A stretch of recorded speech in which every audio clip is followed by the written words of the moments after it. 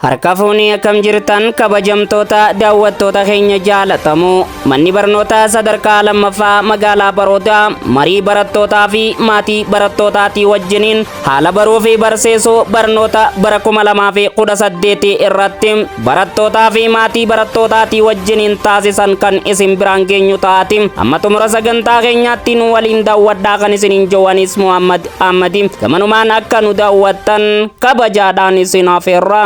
Barnota, ammas barnota, kanata hukaba, kayon oromota.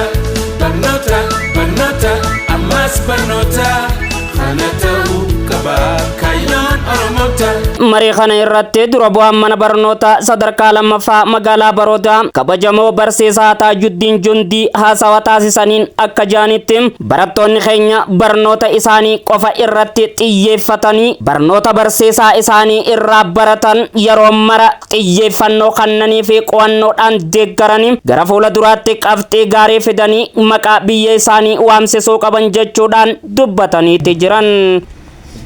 Akkanumatti ittiimaa turre warra isin duraatiin fayyaa qayyabamni mana barnootaa mootummaan baatee barataan kanaan hoogganamuu qaba barsiisaan kanaan hoogganamuu qaba jee kaa'e tanii ittiin bulmaata mana barnootaa jira mirgi barataa maali dirqamni barataa hoo maali maal godhuu qaba ka jedhu barsiisaa shukrii nuuf dhiyeessa achi booda immoo waan asirraa hubanne irratti deebinee qajeelfama hojiirra hojjetanii waan sana immoo maal akka ta'e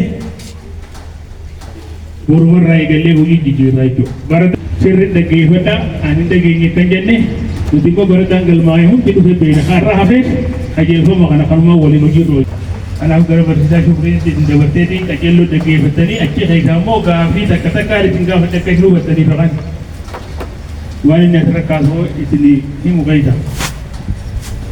Barattoonni haarayni mana barnoota sadarkaa lammaffaa Baroodatti manneen barnoota aanaa Gorgor sadarkaa tokkoffaa zoonii Baroodaa jala jirtanirraa asir dhuftan weelkaam gara mana barnoota barnoota sadarkaa lammaffaa dhuftan isiniin jenna.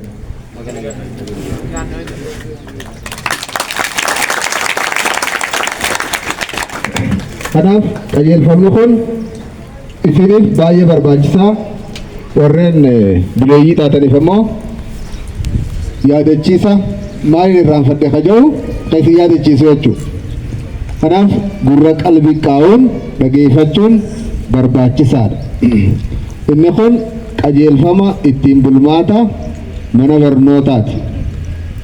Biiroo barnoota Oromiyaatiin qophaa'ee manni barnootaa kun kanaan hoogganamaa jechuudha. Barsiisaanis, barataanis, bulchiinsinis, koree gaamaa baatis kanaan as wal bulchinaa jechuudha.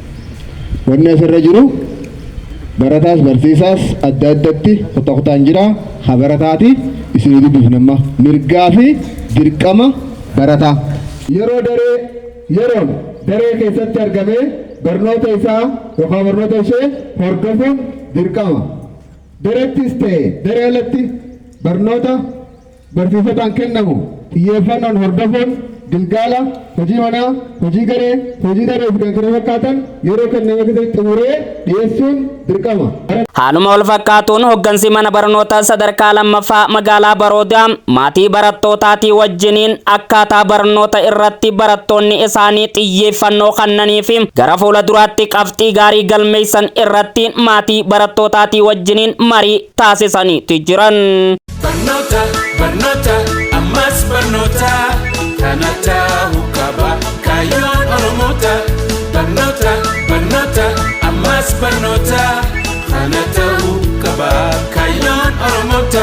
Egaa kabajamtoota daawwattoota keenya jaalatamoo qophiin har'aaf walitti qindeeffanne kan hanga ammaatti daawwattan kana tureeti. Qopheessee dhiyeessuudhaan anka isinii waliin ture Muhammad Ahmadi. Torban yoo rabbi jee qophii wal fakkaataa biraatiin hanga walitti deebinutti har'aaf gama kiyyaan nagayaatti.